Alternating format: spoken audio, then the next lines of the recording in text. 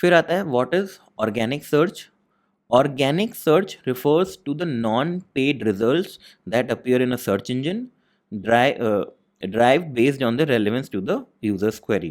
The positions of these results is determined by search engine's algorithms, considering multiple factors like website quality, relevance, backlink profile, and much more.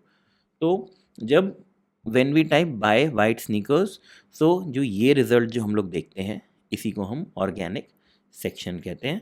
Again, like there are more than 200 parameters based on which the positions are determined.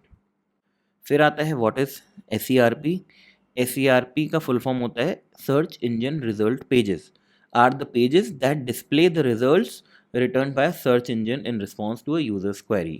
These results can include organic listing, paid advertising, featured snippet, knowledge graph, and other types of data depending on the search query and the search engine.